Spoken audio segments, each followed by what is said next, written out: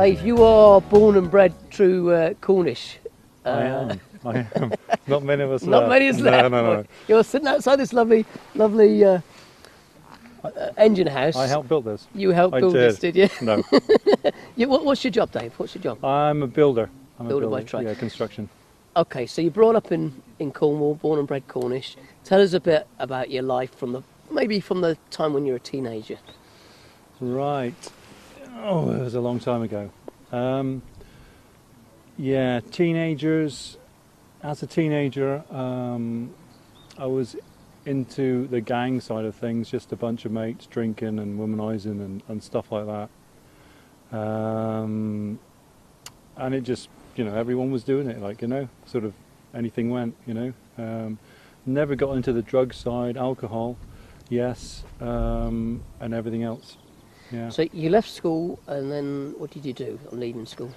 Left school, sort of job-wise, yeah, went straight into construction. Yeah. And you had a time in the Navy? Oh, yes. Thanks for bringing that up. Can I mention that? Tell us about that. Oh, I spent many a year on the high seas, about six weeks actually. Yeah, so that was the end of that. Yeah. Something I always wanted to do, but yeah, that was it. Yeah, it was the shouting and being told what to do, I guess, Yeah. Tell us a little bit about your journey to finding God. Right, okay. I'll tell you a little about my life. Earlier on it was great parents, loving parents. Yeah, great family, great sister, always felt like an outsider, not quite there, not quite making the mark. And I always had this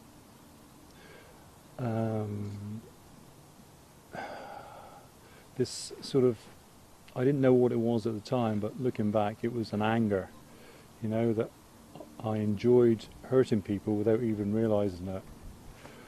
Yeah, sort of at an early stage it was just, doing what you could to hurt people. And as you grew up, it just got worse, and yeah. You ended up actually as a bouncer for a nightclub, didn't you? And here you have all your anger inside of you. How did that affect you as you were sort of throwing people out the nightclub? It made it easier because I was sort of licensed to do what I like, so you're right on top of your game then. Yeah, so you could do, you had the reign, and nobody questioned it, which is not a very good situation to be in, You're an angry bouncer. An angry bouncer. And you're presumably married, are you, with kids at that time? It started off, I was single at the time as I went into it. My wife, my girlfriend then, got a job with me at this time. She was behind the bar working, and I was on the door. Then we got married and had kids, and I was sort of doing this part-time and stuff, and yeah, nothing sort of changed, Right. So at what point did you actually start thinking about God? Well, I've tried everything, and nothing would fulfill me. Everything around me was falling apart. My marriage was falling apart. So something had to change. I didn't know what had to change at the time. There was this huge hole of an unfulfillment. So I was searching for something. But always in the wrong direction. I was still that single-minded person, still drinking and being in the club, you know, looking for what? Looking, I guess, all the time. I need, you know, they say about this hole, you know, this unfulfilled hole. I guess I was looking for something, but not realising what it was. What you were looking for, there's like a gap in your life. Yeah, exactly. Like hunger, but you weren't too sure what you were hungry for. No idea, no. Right. So you just try everything that's going, you know, to try and fill it. Yeah. So there's a unfulfillment in your life, an emptiness maybe. Yeah, an emptiness, a real anger because of what I was going through at the time. Sort of, I was going down the road of what I felt was a real, a more evil part of my life, and I just couldn't be bothered with anybody. A real, if anybody looked at me, you know, I'd be right on top of it. A real nasty part of my life. Yeah, and I didn't know how to get rid of it or what to do or whatever. And I know, because I was married, I know I was, you know, the nearest and dearest, you know, you take it out on them. You take it out. Yeah, exactly. When you love most. Yeah, because they're the closest to you, Yeah. you know. So there was a time there I had to step back from my marriage, you know, because I was that bad. Yeah, it was just a terrible time for me, for both of us, for the whole family. So what changed? What changed? Well, somebody told me about this Jesus person. And someone had tried talking to me years before about it, which was my sister, who'd been born again, as they call it. And she used to drive me insane with it. Bend your ear. Bend your ear. Yeah. So there was an alpha course that we've heard about, which Sandra knew a woman that she worked with who was running this alpha course, and we didn't know what an alpha course was, but we know we had to do something with our marriage, like, you know. She said it was all about Jesus and getting to know him, and the questions, go through with questions, you know, and yeah. So this alpha course, it was like a church-run course for several weeks, where you could ask questions. Or? Yes, it was a course in someone's house. They were churchgoers. There was food there. You know, everything was. There was alcohol there. There wasn't, you know, and non-alcoholic. It was just like going to someone else's natural house. Yeah, place it was just to go. so Homely. natural. Yeah. And you could ask questions about Jesus. If there is a God, why does he allow this and why does he allow that, and where is he, and you know, the general run of the stuff. You know, of my idea of church was sort of old people in black suits, really miserable. Yeah. And you know, sort of as soon as I opened the door and let into this place, they had jeans. They were like me. Just ordinary just people. normal people. Yeah. Right.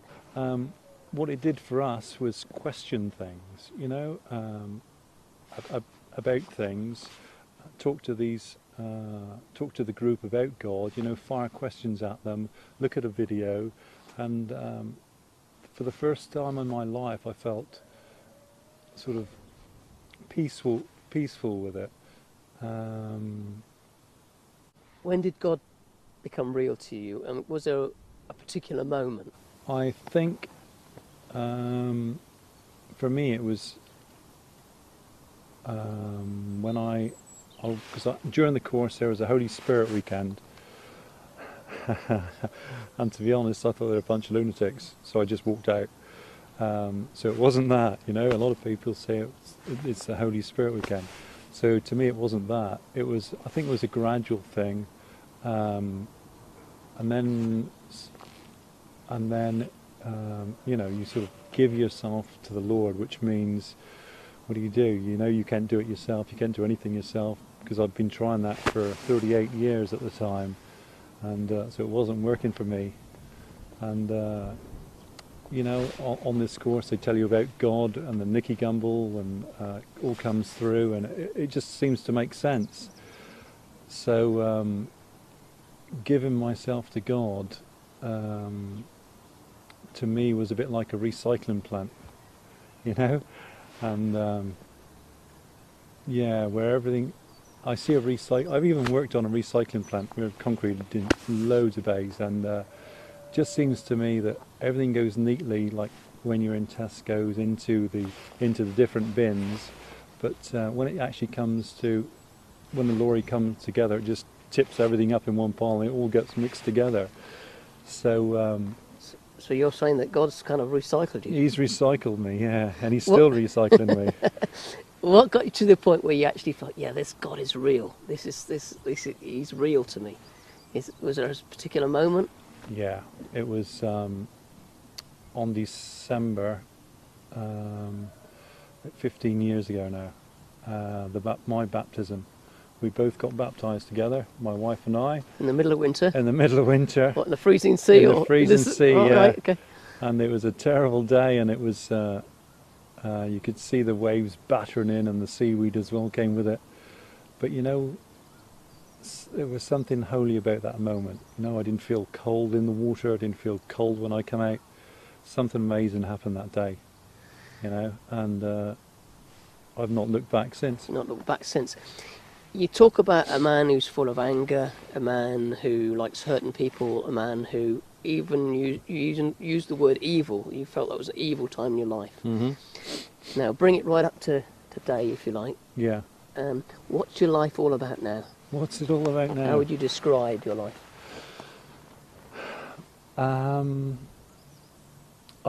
It's totally turned around. God has totally turned around my life, you know. Instead of anger now, there's love where there was anger towards people.